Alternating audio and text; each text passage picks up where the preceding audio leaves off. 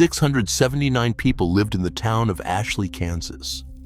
One quiet summer night in 1952, every one of them disappeared.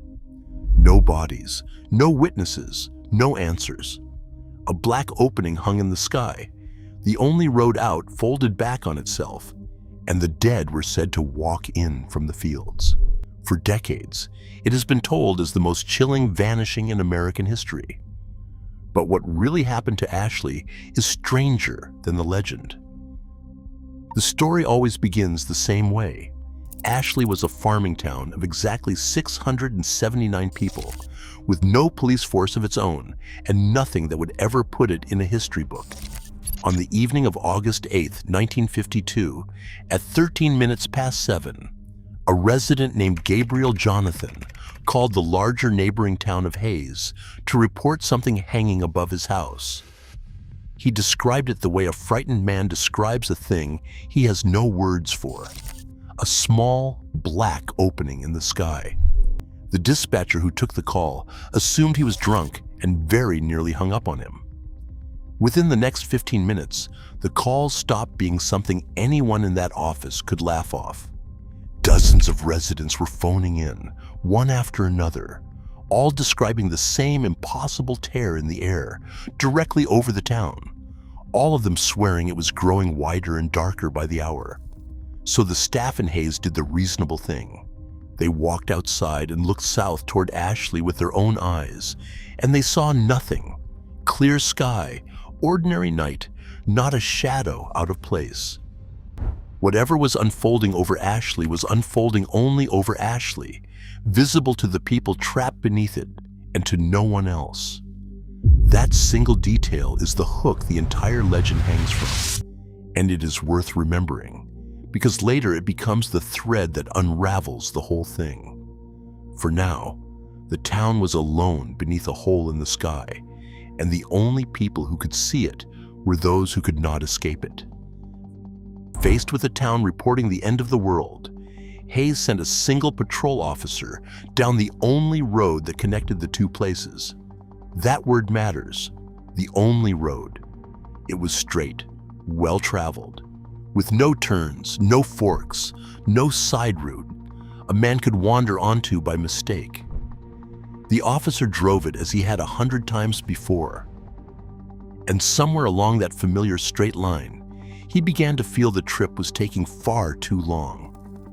He kept glancing up, expecting to see the edge of Ashley, and kept seeing only more road. Then, without ever turning around, he found himself pulling back into Hayes. He blamed his own attention, got back on the road, and drove it again. The same thing happened. A third attempt ended the same way. The single straight road that led to Ashley simply no longer led to Ashley, as if the town had quietly unhooked itself from the map while no one was watching. So the police escalated. A convoy of 7 cars set out together, witnesses for one another, and all 7 came back into Hayes, turned around, and were shaken, every driver describing the same impossible loop. Through all of it, the phone lines never went quiet. The residents of Ashley kept calling, their voices climbing toward panic, describing that black wound in the sky swelling above their rooftops. The police could only tell them to stay indoors and wait, and they never once admitted the thing they could barely accept about themselves. There was no longer any way to reach the town at all. They did not want to feed the fear. The fear was already feeding itself. By the following morning, the sun did not rise. Callers insisted the town was drowned in total darkness at 7:30 in the morning, that the night had simply refused to end. The police told them, sensibly, that it was daylight to look at the clock. The callers told them the clock was lying, so Hayes requested a helicopter, hoping that from the air the truth would be obvious, and the helicopter flew to the precise spot where Ashley was supposed to sit. The crew looked down and saw an empty field, no houses, no streets, no town. Then the calls curdled from strange into something no dispatcher is trained to hear. A mother phoned to say her young daughter was standing at the locked front door, speaking to her father through it, a father who had died 3 years earlier in a crash with a drunk driver. Over the next 12 hours, more than 300 calls came in just like hers, parents describing dead relatives and strangers gathering in the dark outside their homes. And the night after that, the real horror landed.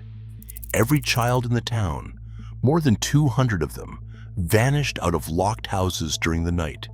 The parents had bolted the doors themselves.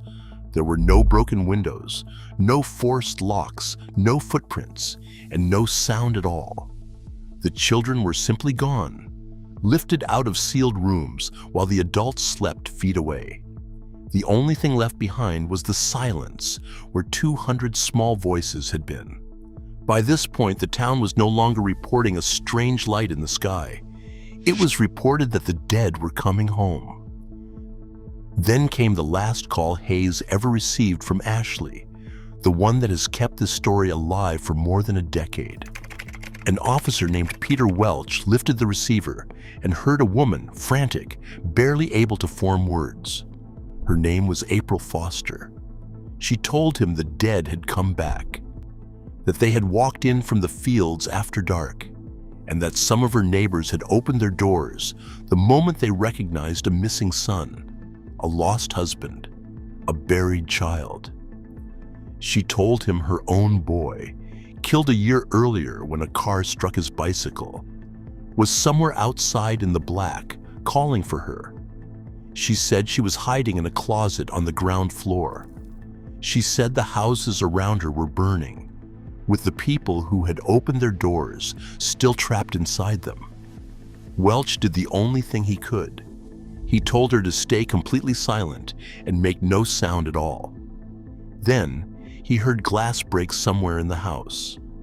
He heard a small child's voice drift closer, asking, "Mommy, are you hiding from me? Where are you?" He heard light footsteps cross the floor toward the closet, unhurried, almost playful. He heard a giggle. He heard the words, "Got you, Mommy." Then April began to scream. The line filled with noise, and it went dead in his hand. Days later, the ground itself seemed to answer. A violent earthquake tore open the spot where the town had stood, and searchers who reached it found only a vast glowing fissure in the earth, 1,000 yards long, its bottom too deep to measure. Then a second quake came. The fissure closed, and even the scar was gone. It is a flawless piece of horror, and every single word of it was invented by one person sitting at a keyboard. The disappearance of Ashley, Kansas was written on April 7th, 2012, by an anonymous author using the name Coaster Kid and posted to an online archive of horror fiction. From there, it crept onto Reddit's No Sleep forum, a place built entirely for sharing made-up scares as if they were real confessions. And from there, it multiplied into 1,000 videos and retellings, each one shedding a little more of the label that said, "This is fiction." Before April 2012, Ashley, Kansas existed neither in reality nor in anyone's imagination. It was born fully formed on a single day. There is no town of that name anywhere on a Kansas map, and there never has been. The twin earthquakes leave no trace in the records of the United States Geological Survey because they never happened. The only earthquake anywhere near Kansas in all of 1952 struck on April 9th, with its epicenter near El Reno, Oklahoma. A different state, a different month, a tremor of ordinary size that swallowed no towns and raised no dead. Anyone who searches for Ashley afterward finds nothing, and that nothing feels like a cover-up, a redacted file, a town wiped from the maps. It is not. The emptiness is not the residue of a hidden tragedy. It is the clean silence of a story that was only ever a story. That should be the end of it, but it is not the end, because the more interesting question is the one almost no one stops to ask, not whether Ashley was real. Why does it feel real? It never says around 7 in the evening. It says 13 minutes past 7. It never says a lot of people called. It says 329 calls, and then, the next day, 421. It names the United States Geological Survey in full, as though citing an agency were the same as citing a fact. It gives the dead biographies, a bicycle, a drunk driver, a grieving mother folded into a closet whispering down a phone line. None of that detail is there to move the plot. It is there to dress fiction in the costume of a report. Precision is what a lie wears when it wants to walk past judgment unsearched, because real records are specific, and people have quietly trained themselves to trust whatever sounds specific. The story knows that and uses it. The bones underneath are not even original. Readers reviewing the very first version in 2012 recognized it immediately, noting that it echoes an old Twilight Zone episode in which the sky over a town remains black long after the sun should have risen. And it pulls one last move, the cleverest of all. It debunks itself. It admits there is no Ashley on the map, that the dates do not match, and that the tale first surfaced online. That confession should break the spell. Instead, it deepens it, because a story bold enough to argue against itself feels like one with nothing to hide, and doubt becomes part of the disguise. Hidden in that confession sits the most dangerous sentence in the whole legend. The quiet suggestion that the government might have erased it. A weak lie begs to be believed. Only a strong one dares you not to. And this is where a fake stops being a trick and starts being useful, because some towns really did empty out overnight, and once the recipe is visible, telling the real from the manufactured becomes unnervingly hard. João Verde, Brazil, 1923.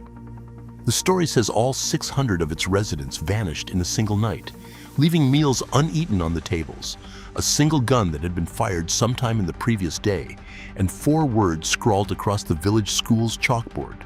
There is no salvation. Set it beside Ashley, and the same fingerprints appear. The untouched dinners, the cryptic final message, the eerie completeness. João Verde is almost certainly a hoax as well.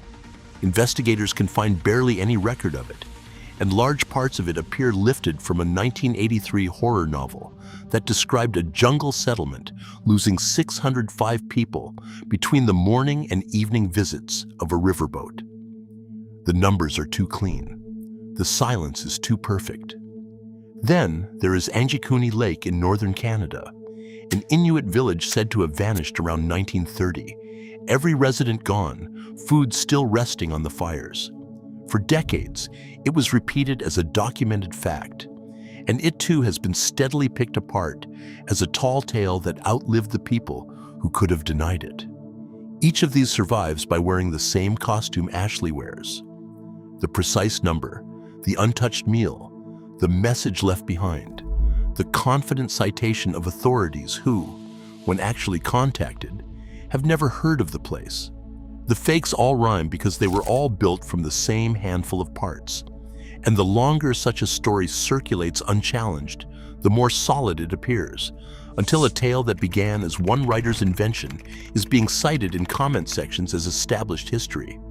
João Verde supposedly left behind a single-fired gun and a blackboard reading, "There is no salvation," the kind of cinematic touch that no real evacuation produces, but every horror author reaches for. Angikuni left behind untouched cooking fires and, in some tellings, even graves dug open from the inside. Each new detail makes the scene more vivid and, somehow less believable, the moment you stop to weigh it. Vividness is not evidence. It never was. And then, standing apart from all of them, there is Roanoke. In 1587, on the coast of what is now North Carolina, around 115 English colonists arrived to build a settlement. When a supply ship finally returned after a long delay, the colonists were gone. Not slaughtered in any scene anyone could find, not buried, simply absent, with a single word carved into a wooden post as the only clue left behind. Notice what Roanoke does not have. No black hole in the sky, no dead children walking out of the fields, no twin earthquakes, no glowing fissure that conveniently seals itself before it can be measured, no perfectly round body count delivered down to the last digit. What it has instead is a genuine ragged hole in the historical record that 4 centuries of serious historians have argued over and still cannot fully close. The colonists may have merged with a nearby native community. They may have been scattered by hunger, weather, or violence. The honest answer is that no one knows for sure. That is the strange gift buried inside a fake like Ashley. Showing the shape of the lie in such a clean, exaggerated form sharpens the eye for the real thing. The genuine mysteries rarely arrive gift-wrapped with exact numbers and tidy chalkboard messages.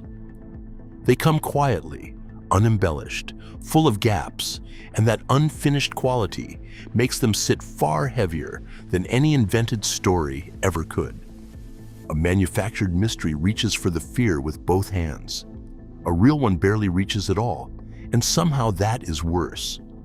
The word carved into that post was Croatoan, the name of an island and a people some 50 miles away, and even that single clue has resisted 400 years of answers. No glowing fissure ever swallowed those colonists. They simply stepped out of the record and never stepped back in.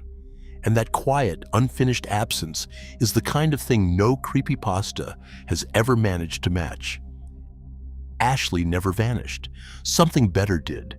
The certainty of everyone who believed it.